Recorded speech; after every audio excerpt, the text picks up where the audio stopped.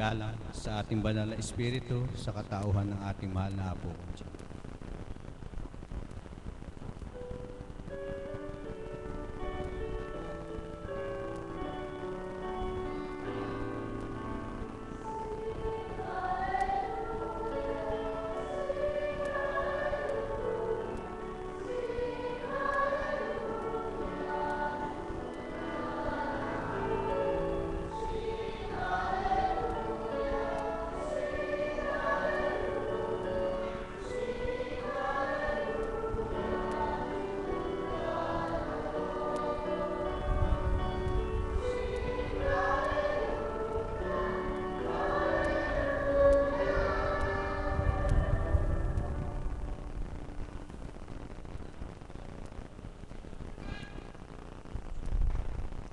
Sumainyo ang kapayapaan. Kay daming biyaya ng Ama at pagpapala sa bawat anak niya. Mga biyayang hindi nasisilayan ng mga anak na sa tuwin ay maraming hinaingat daing sa buhay. Sa kabila man ng mga pangangalaga niya, hindi nararamdamang siya'y kinakalinga kapag may katanungan na marami sa isip niya.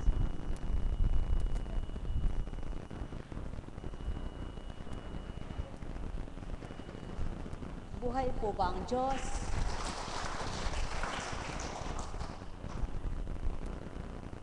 Bakit nga po ba kuminsan ay may mga nagbabahagi, himala ang nangyari sa buhay niya? Ako po, Eka, ay may sakit na ganun, pinagaling po ako sa pamamaraan ng Ama, sa kadakilaan niya.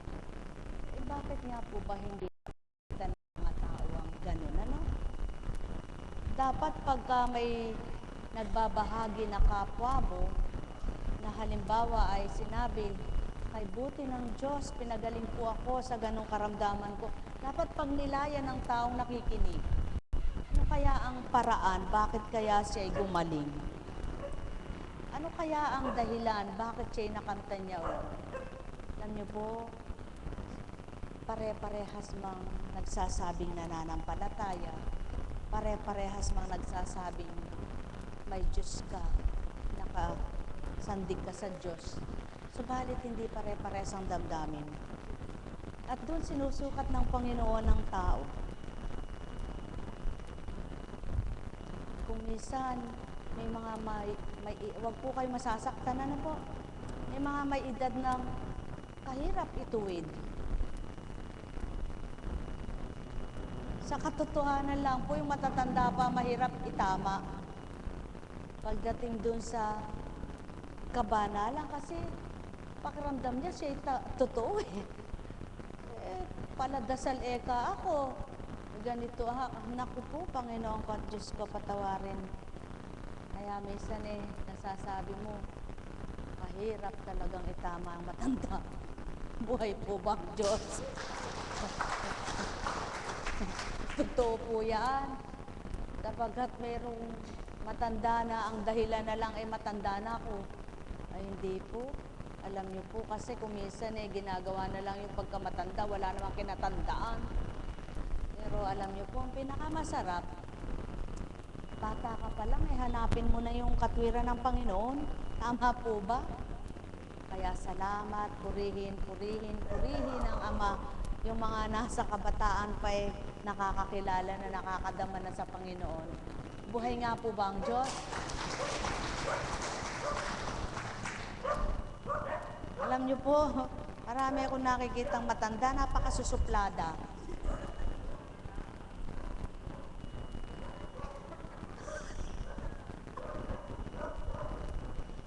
Susuplada.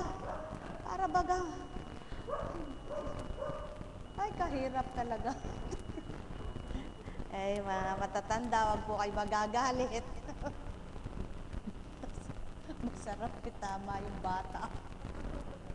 Lalo na po sa larangan ng kabutihan, larangan ng kabanalan. Hindi ko nga po ba alam, nakikinig naman, ba't di nagbabago? Ano? Buhay po ba ang Diyos? Ang sarap magbago. Magbago na kayo. Pasko na. Buhay po ba ang Diyos? Ay, naku po, Panginoon ko at Diyos ko.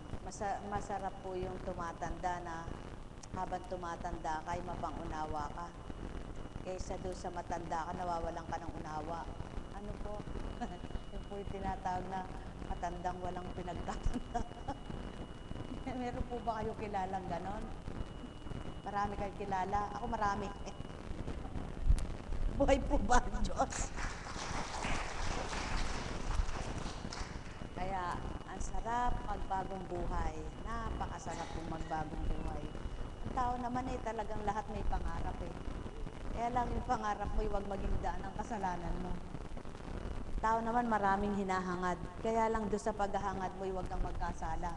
Ang daming ginugusto ng tao, subalit sa ginugusto mo, huwag kang magkasala. Buhay po ba ang Diyos? Kaya, napakabuti ng Ama, napakadakila niya. Walang bagay na hindi ibibigay siya sa ikabubuti ng bawat isa. Kaya lamang po, ano kaya ang pinakamabuting gawin para ang tao ay tulad niya yung manglalasing yung tao tapos hahara-hara sa daan.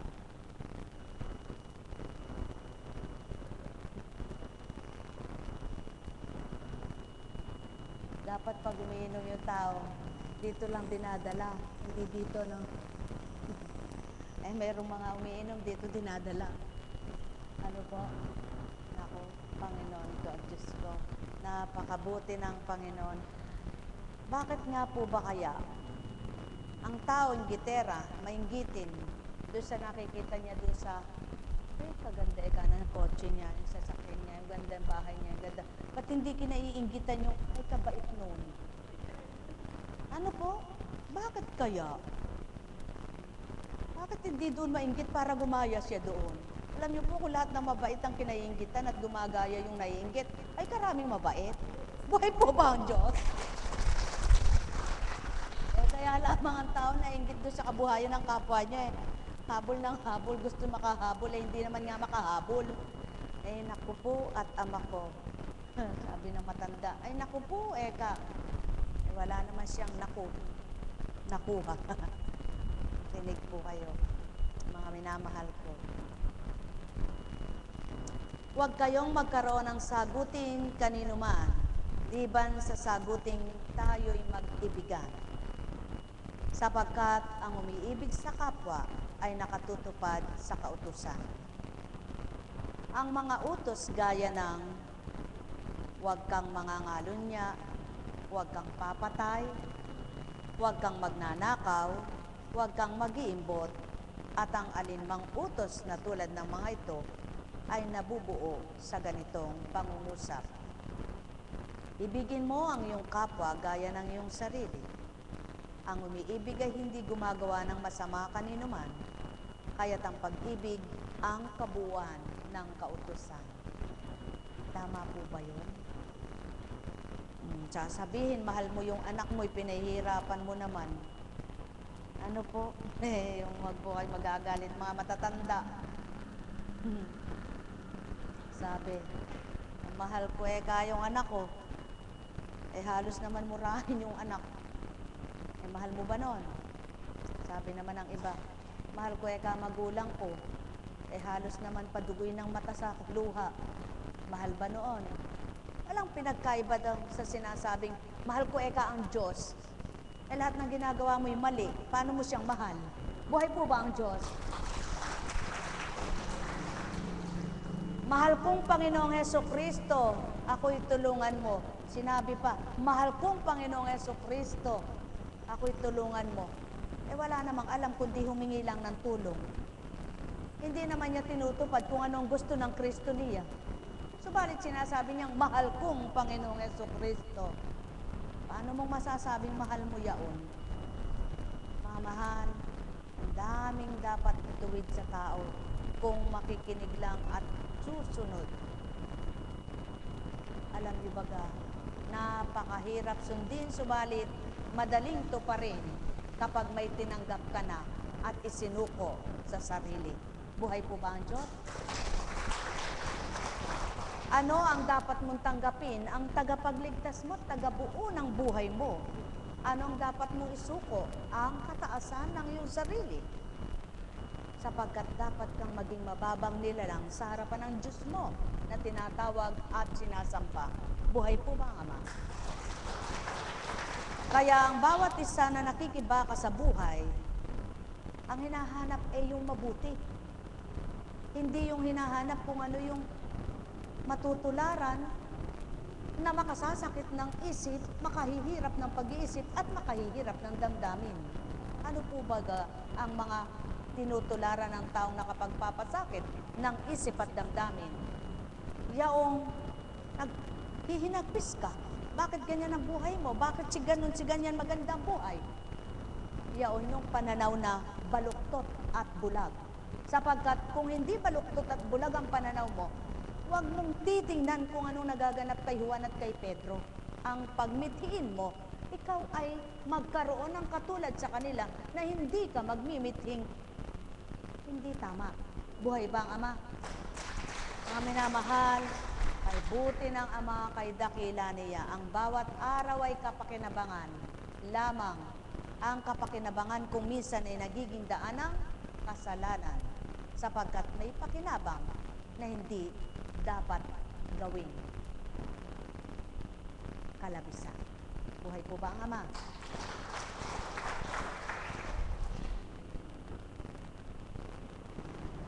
Walang sinuman sa atin ang nabubuhay.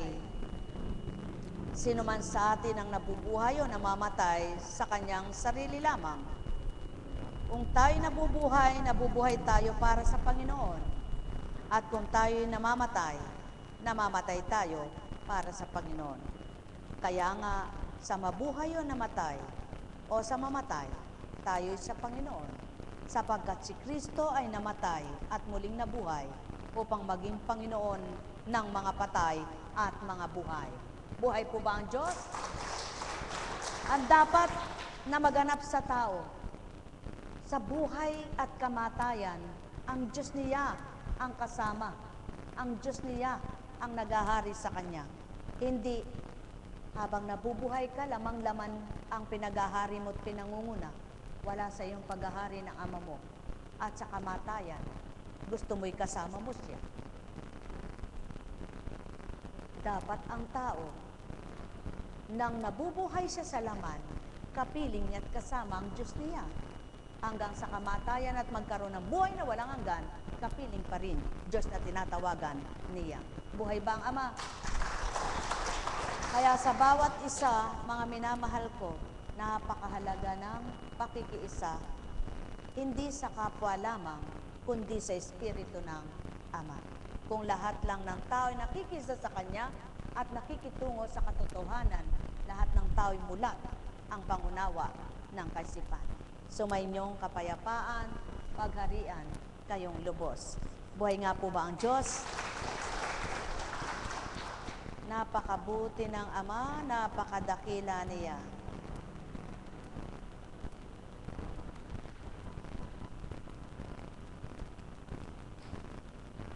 Maraming nagtatanong sa nagaganap sa buhay, ano kaya ang mangyayari pa? Tinatanong pa yung mangyayari. Yun lang nagaganap sa buhay niya, hindi niya mawari. Buhay ba ang Ama? Dapat bago mo alamin kung ano pa mangyayari, handa ka na. Inaalam mo kung anong mangyayari, wala namang paghahanda ang iyong sarili. Dapat bago magtanong ang tao kung ano kaya ang mangyayari sa mundo, alamin niya kung may mangyari kaya, isa siya sa maliligtas ng Ama. Ang mahal, katotohanan po, kung ang tao lamang ay nakikiisa sa totoo, walang taong nadidimlan at madidimlan. Sapagkat ang lahat nakukuha ang liwanag ng pangunawa sa Diyos na Kanyang tinatawagan. Sumainyong kapayapaan, pagharian kayo. Nagaganap ang salitang may buhay at makapangyarihan sa taong tumatanggap sa may buhay na nagsalita. Buhay ba ang Ama? Sapagkat Hindi naman makapangungusap ang Ama sa hangin para iparinig sa tao. Hindi makapangungusap sa dahon para sabihin sa tao, kundi sa taong katulad ninyo, para sa gayon, ang bibigkasin ay marinig ng kapwa-tao. Buhay po ba ang Diyos? Kaya't ang sino mang nagtitiwala, naniniwala sa Espiritu ng Ama na sa kapwa niya ay dumadaloy at nagbabahagi, siya rin maaring makadama ng tulad ng sa kapwa niya. Sumayinyong kapayapaan, pagpalain kayo. Madaling sabihin, mahirap tuptin. Kung ganang katauhat pagkataong nilalang, subalit ang lahat ng mahirap para sa tao, magaan sa amang mapagmahal. Buhay po ba ang Diyos? Sa inyong lahat, pagharian kayong ganap. May tanong po ba? Salamat sa mga bulaklak. Naway, nasabog na nga. Ay, nako, napakabuti ng Panginoon, napakahiwaga ng Panginoon. Iba-iba ang mga kasabihan ng tao. Meron akong narinigan, pag nangati daw ang ilong niya may bulate. Meron namang nagsabi, ay asam-asam lang eka iyan. Meron namang nagsabi, naku, marami ka lang ekang whiteheads niyan. Meron namang nagsabi, may diabetes ka. Totoo doon ka ako.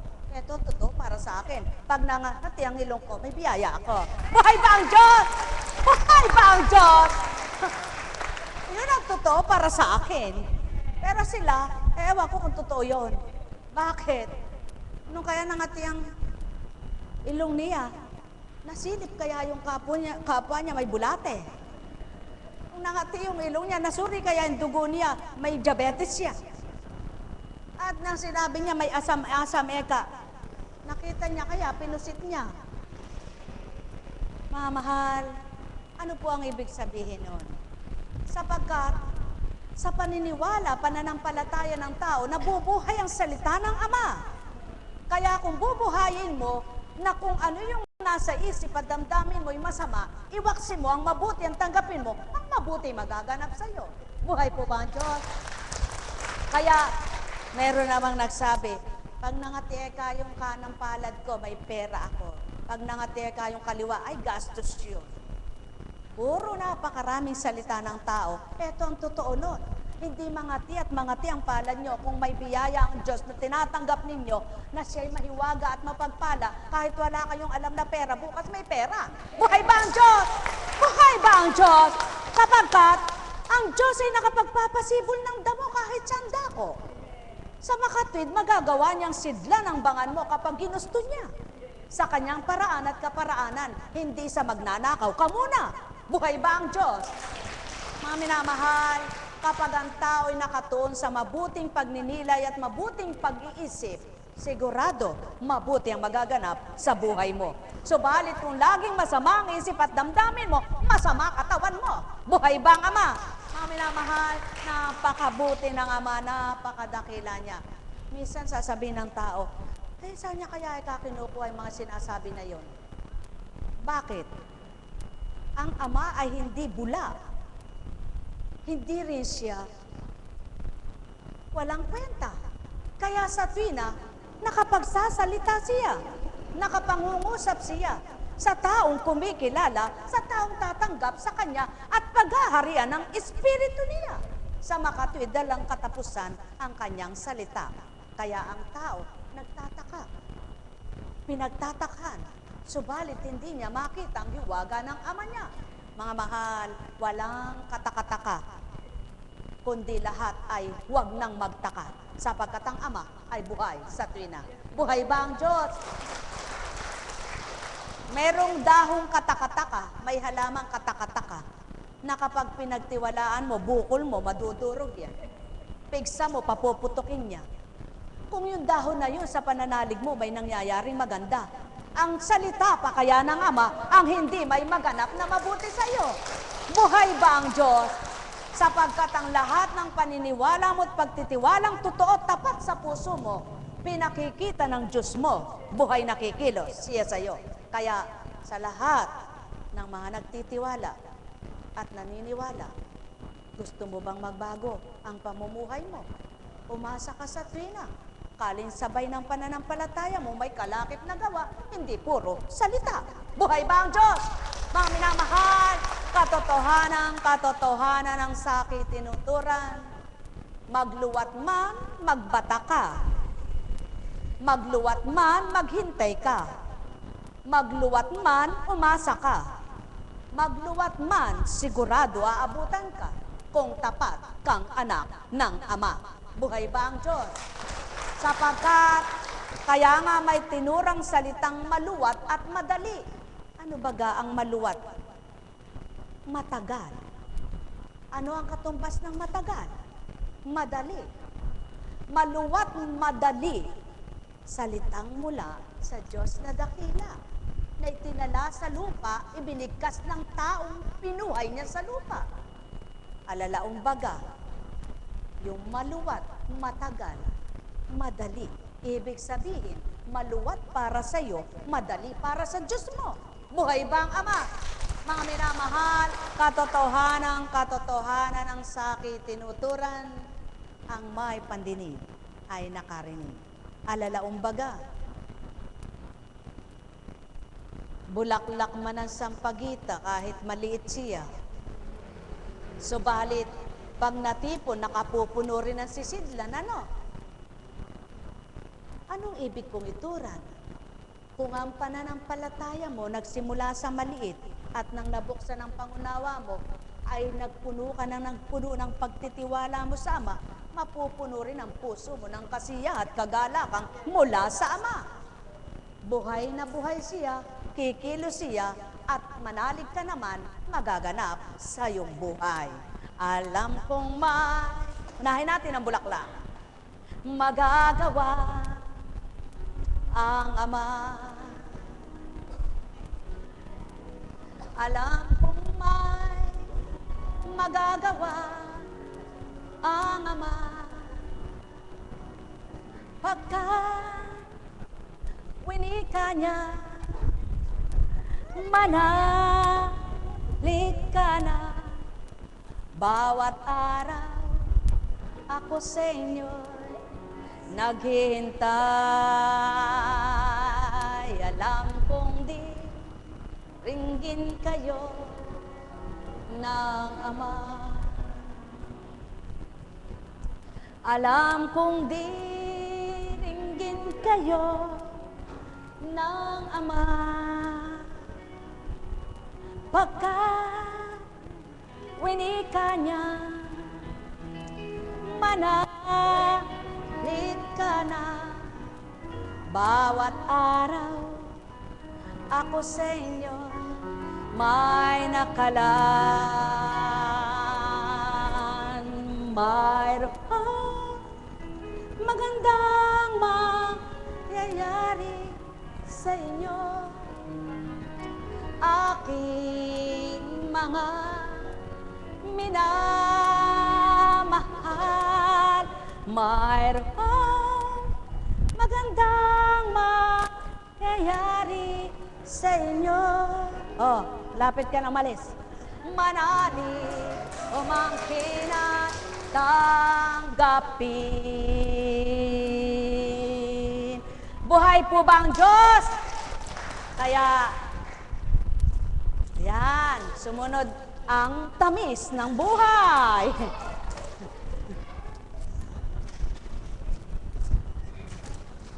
Ganyan magbigay ang Diyos. O sulong po, kung di ba kayo manalig at aasa sa mabuti, anong mangyayaring maganda? Meron po ba? Subalit, sa tuwina'y umasa ka sa mabuti at maganda, magaganap sa buhay mo. Tama po ba? Kaya kung nawawalan ka ng pag-asa, huminga ka ng malalim at manalig ka sa Ama. Pagkatapos, mabubuhay na Nako, alam niyo po, totoong-totoo po, pag hindi mo pa talaga naunawaan ang salita ng Ama, talagang napakahirap pong paniwalaan. Subalit, subukan po ninyong paniwalaan, subukan po ninyong maniwala, at mabubuhay sa inyo ang salitang makapangyarihan. Sapagkat hindi naman po nahayag ang kadakilaan at kabutihan ng Ama kung walang mga pinagmulan at walang kaganapan sa kanilang buhay para mailathala nila at mailaganap ang kadakilaan niya. Sa makatwid, mula noon, ngayon at magpakailanman, nahahayag ang kadakilaan ng Ama nang dahil na rin sa mga anak niyang nagtamasa sa Kanya. Nang dahil na rin sa mga anak niyang nakatanggap at nagpapatotoong buhay siya.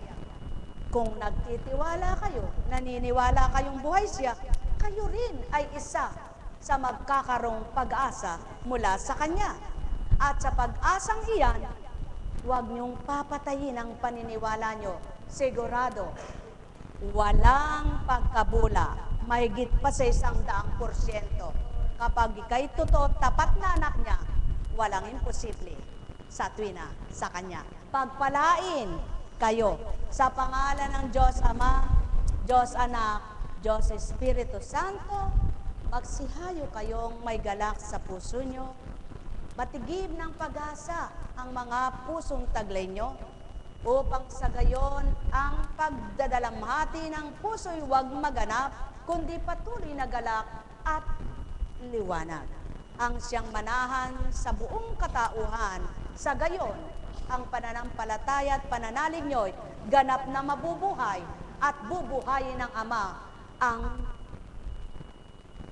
mabuti para sa inyo.